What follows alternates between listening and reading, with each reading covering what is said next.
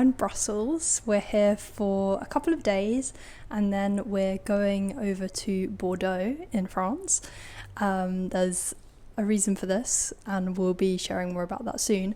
But this evening we are cooking, we're hosting dinner for an up-and-coming scientist who is on our platform, and you might see a little bit from him as well. So that's very exciting. We're just preparing for that right now. Tonight we're hosting a friend who's a biologist, a theoretical computational biologist, who simulates the conductivity of the cell wall. So we'll have lots to discuss, and we'll keep you posted because we've got quite a lot of collaboration in the works. If you're interested, we're going to be cooking a mushroom pasta. We've got salad, we've got a range of different mushrooms for this. Portobello, shiitake. The supermarkets and the food in Brussels is absolutely outstanding. Most of these particular items we locally sourced market, and the produce there is really, really good. So every time I come to Belgium or just Europe as a general, to be honest, I'm always blown away by the quality of the food. I always come away feeling like I've eaten very well. So we're going to be cooking that this evening. We're going to be having lots of interesting conversations, and yeah, perhaps you'll see some of it, perhaps you won't, but we will be revealing more in either this video or a future video.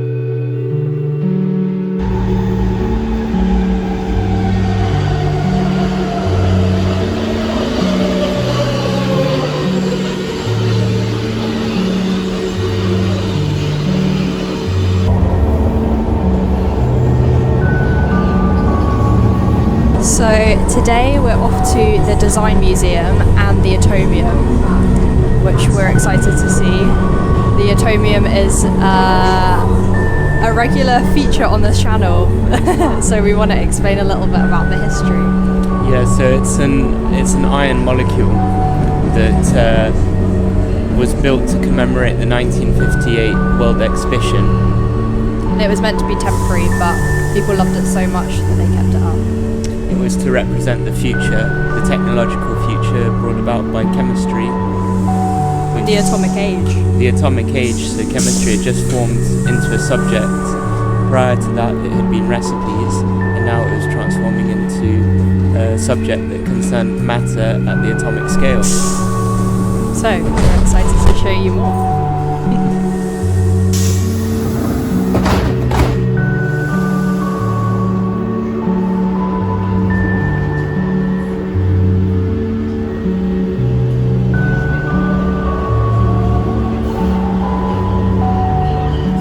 Everyone, so we've just got off the metro.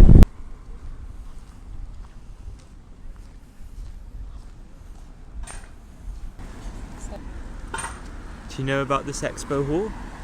Yeah, so this expo hall was built for the 1958 exhibition, and it now hosts a number of other exhibitions. The architecture was built around empire, so it's to show boldness, strength and acceleration into the future. And the style of the building itself is Art Deco. So let's show you the iron molecule, symbolizing the atomic age. Solid state iron. And it's absolutely massive. It's 100 meters tall. Let's get a bit closer.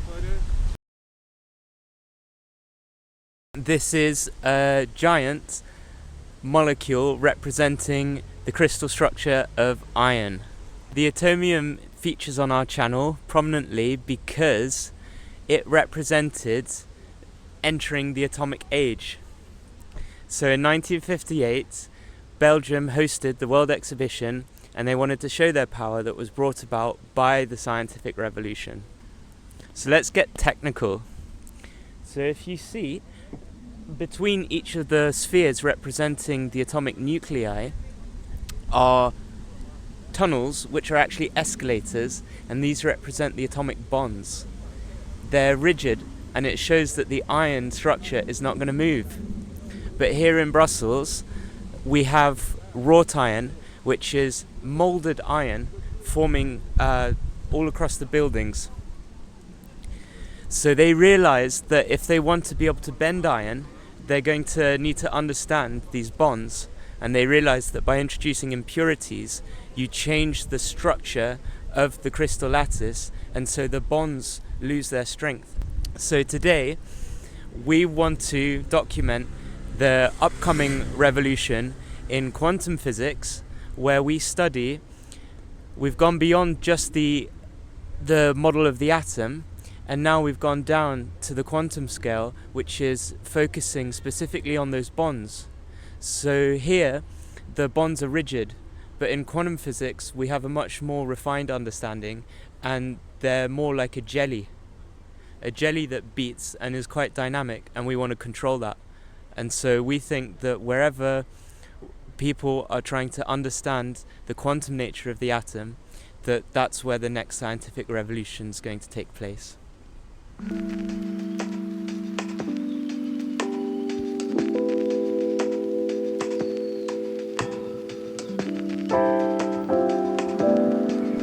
wow, this is so cool. Isn't that amazing?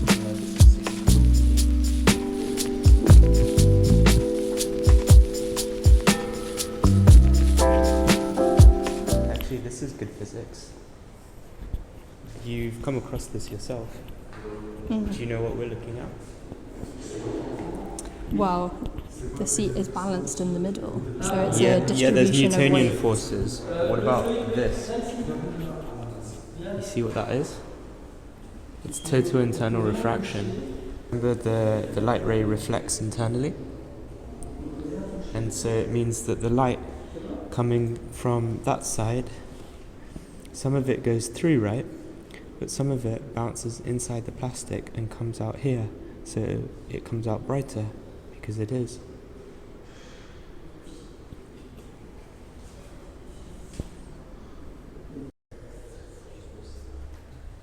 It's absolutely pouring now. We came in at just the right time. I love the sight of rain and raindrops, so I think this is going to be very cozy for people.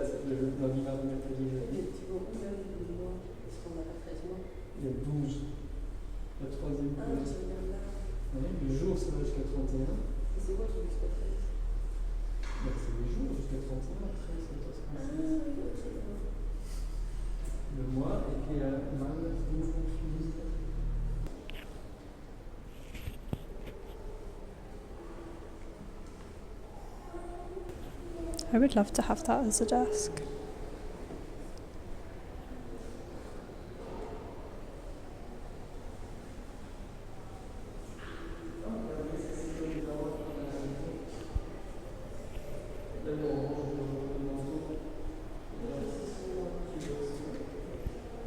Imagine laying out your knives like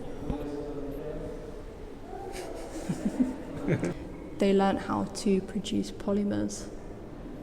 So they had petrol, which was a polymer, and they'd learnt how to frack it into energy, but some of the bonds were so long that they wanted another use for it, and so they began funding research in pharmaceuticals, design, every aspect, and it was used for new materials and for new medicines.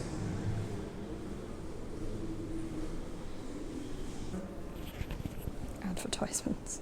It probably felt like the AI revolution today. I mean, they thought they would have complete control over matter, that they create shapes of any size and preserve goods, have clothes of any style, furniture in any shape, that everything would be plastic. Even the ladies. Is that Nicole Kidman? The plastic Nicole Kidman.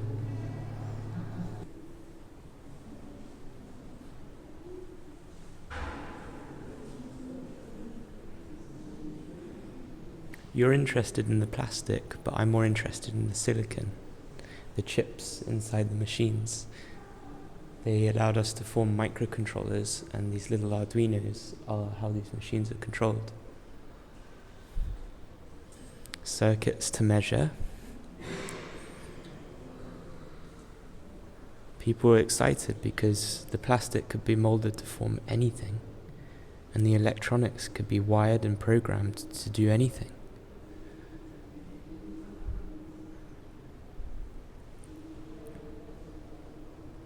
We were never going to have to work again, was the thought, that the plastic would do all our jobs for us.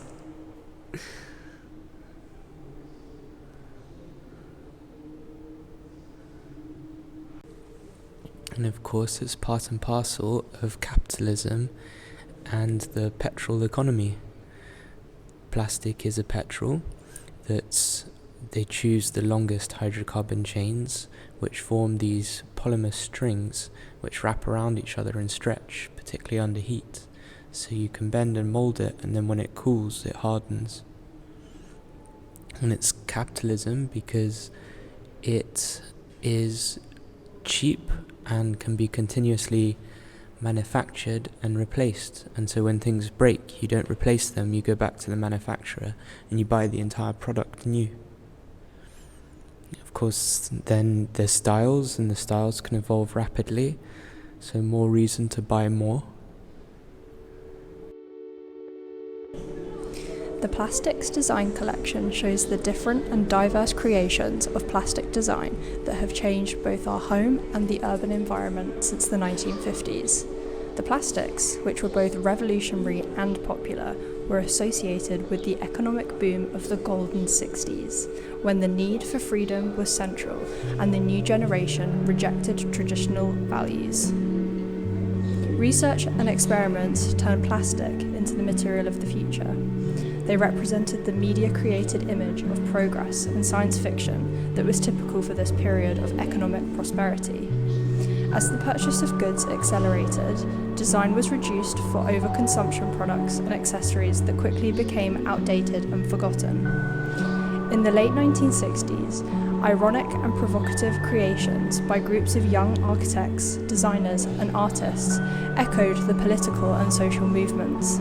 They used plastics, often in the form of rigid foams or resin, to design utopian environments and to challenge or even change the industrial production and distribution channels. In 1973, the oil crisis and the dawn of ecological awareness led to a new turn in redefining the role of plastics. The radical experience and the postmodernist language gradually influenced the design manufacturers, who in turn opened their doors to foreign designers. Since the 1980s, design has strongly been influenced by the use of computer, open source, and more recently, 3D printing. All this allows a redefinition of design that influences the creation and production processes through digital technology. So this has been created with this computer program called SolidWorks Office 2006. They've got Word, SolidWorks, Adobe Photoshop. Of course, these are closed source, but they've got AutoCAD. Is that a closed or an open source one, Vicky? Closed, unfortunately. How sad. But today we can use fun things like Blender. We're big fans of Blender. Yeah, because they've got ray tracing algorithms, so the models look beautiful. The materials change, but the question always remains how to make the perfect chair for your posture.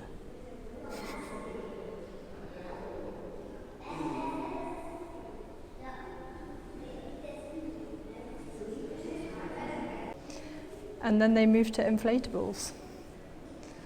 They wanted to bend the rules of how they could use plastic. And so they created some very interesting blow-up forms. I wonder how much people paid for air. Probably quite a lot. Because it's not just any air, right? Yeah, it's the future of air. It's the future of air.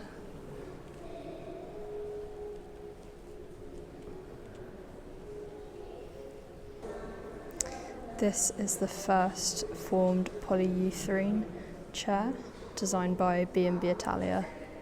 It's called the Up Chair.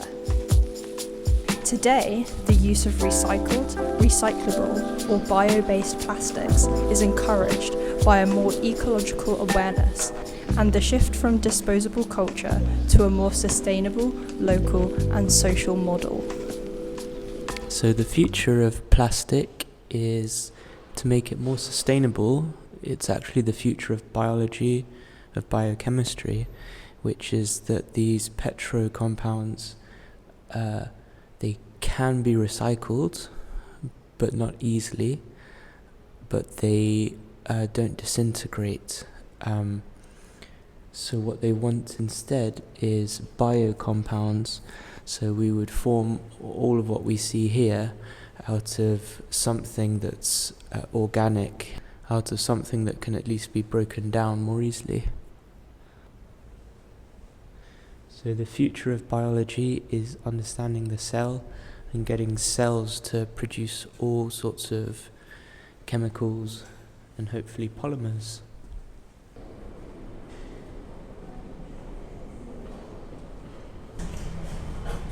That is so cool.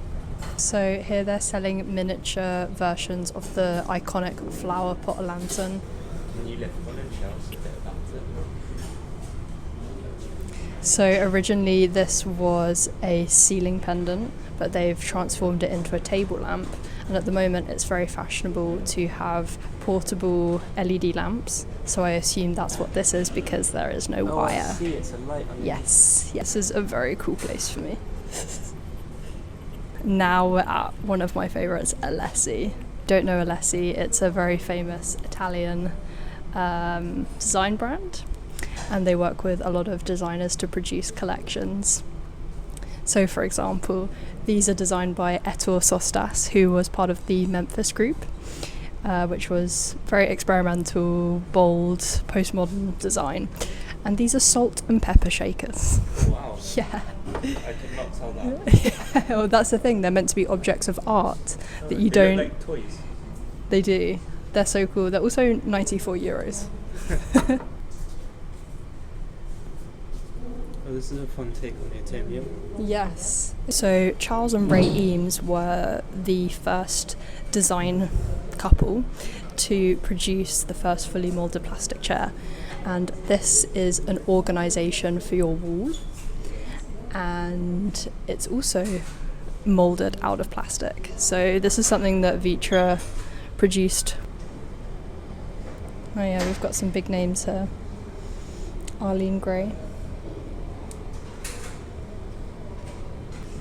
And these I have no explanation for.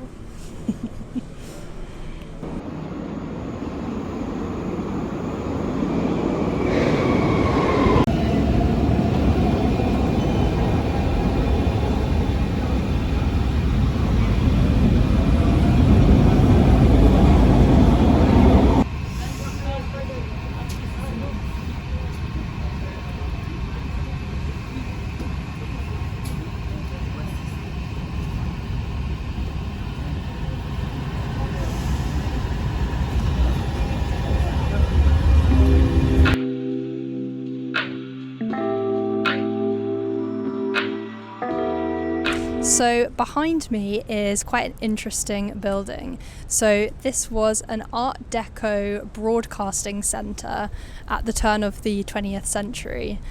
And it was designed by an architect who was very involved in the Art Nouveau movement and establishing that in Brussels. And this building has actually won awards. On that committee were the likes of Victor Horta, who we talk about quite a lot on this channel, and Henry van der Velde, who was also a very important Art Nouveau architect at the turn of the 20th century.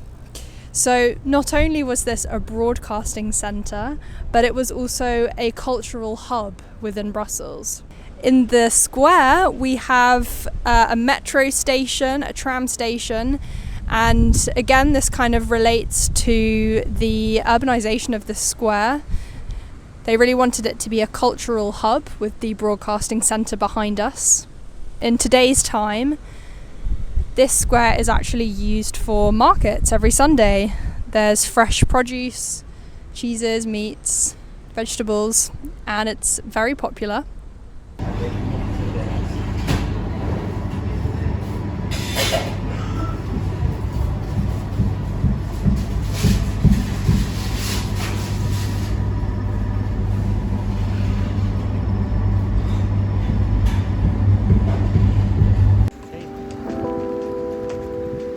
People are going to love the sound. It's so tranquil. You're in the heart of the city. Yeah. You've got the sound of running water.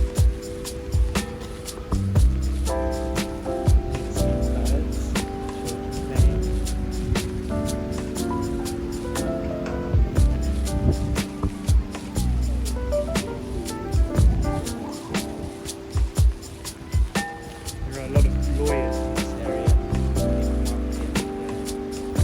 Their walks discussing their important matters.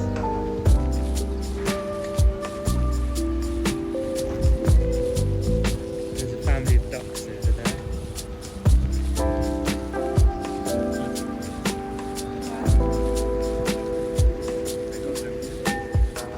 You see in the distance.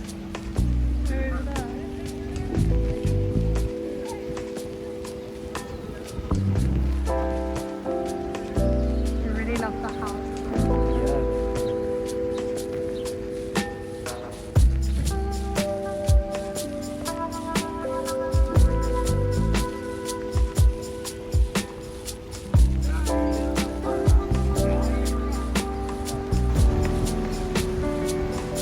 So we're heading up this road towards Avenue Louise.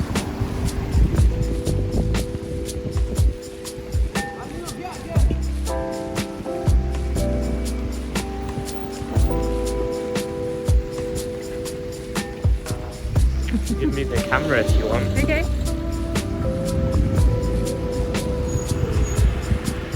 We'll go up there. Yeah, it's up there.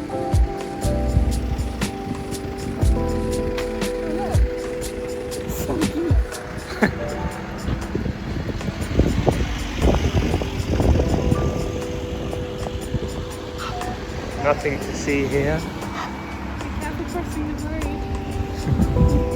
That is not what you expect to see.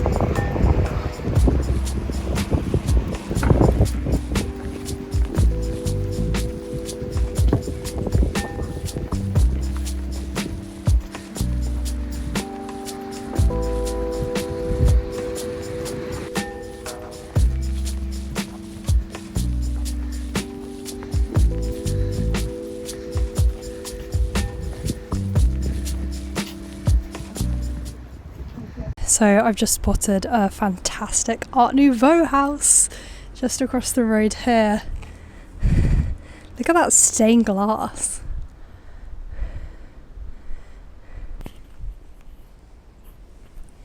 You can see all the different motifs. The style is heavily influenced by flowers and flora and fauna.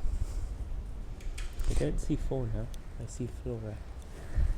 But look at even the metal iron work. Mm-hmm. It's like a whiplash motif. This is the Avenue Louise, which is the main shopping district in Brussels.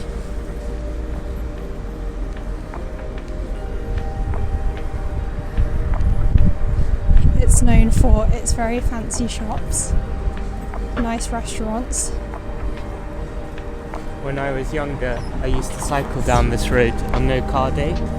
It's an annual event, but anyway, it's in the autumn, and these are in fact conker trees. You just don't see them yet, but in September, they fall on your head whilst you're cycling. Ouch.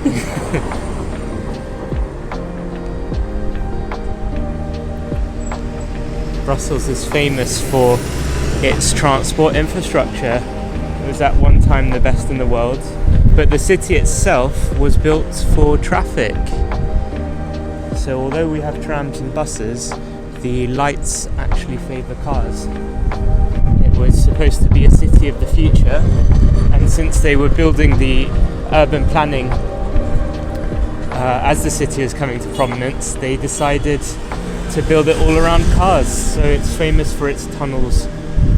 So here behind these rails, you can see that there's a tunnel below.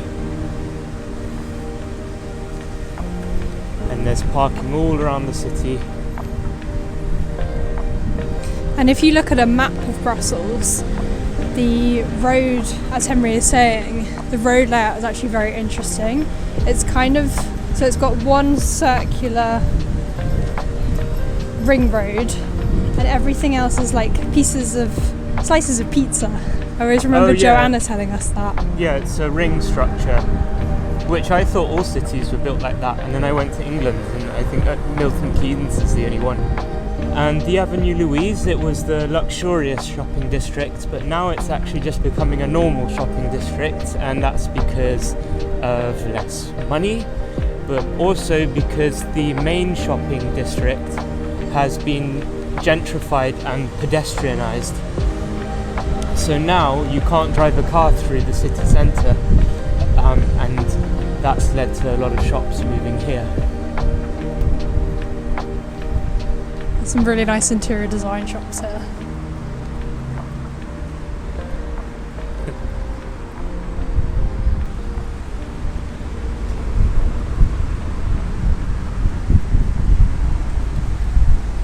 Growing up in Brussels, one of the things I missed elsewhere was the lack of greenery. So Brussels was built in the forest, a forest that was famous as King Leopold I's park, where he would do his hunting, and eventually large parts of it were chopped down, and the city was built around but also within it.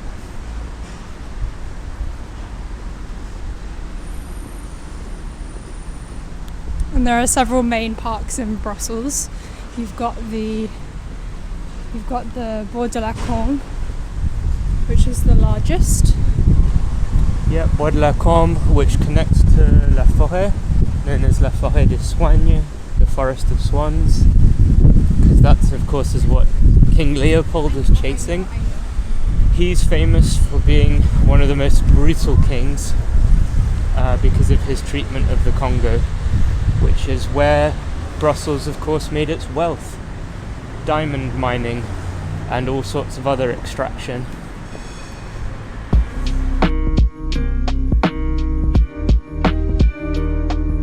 Hello everyone, this is slightly impromptu, but we thought with launching our first video, we might as well do a live. So we have people waiting to watch, which is really exciting. Let us know if you can see us. Yeah, let us know if you can see us. Just so excited about all of this. The adrenaline is palpable, and it feels amazing to finally put ourselves out there. I'm so excited to share with you everything we've been working on for so long now. And we've put it all together, and we've tried to turn it into something really aesthetic, really interesting, and I think you're all going to love it. We look forward to all your comments. We read them all. Let's collaborate. We're cooking pork cheek, and the trick is, because it's very fatty, what you want to do is you want to take a fatty piece like this, and you can see it's clear, so that means the fat isn't cooked enough. So you just squeeze it down in the hottest part of the pan, and it shakes the spoon, and that tells you that it's popping inside, and afterwards it's going to taste so good. You see? We're going to go into town and we're going to celebrate the launch of this very YouTube channel by getting waffles, our favourite thing to do in Brussels. And we're also going to see some of Henry's school friends.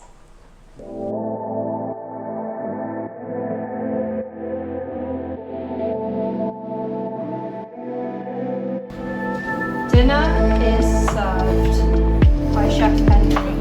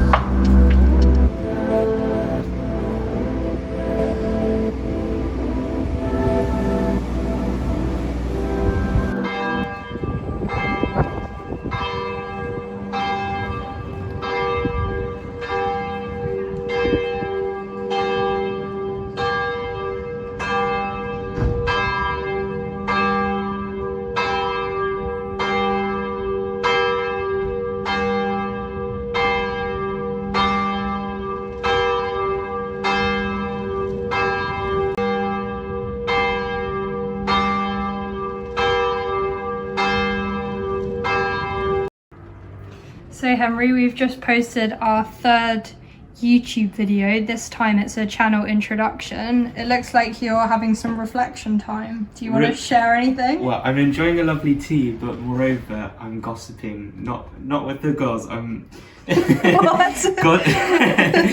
gossiping with Chris, with everybody who's keeping up with what we're doing. Telling Louise we've just dropped a new video, and Julia's very excited as well. So yeah, it's these are motivating forces, and it really makes it worthwhile. And we'll drop more videos.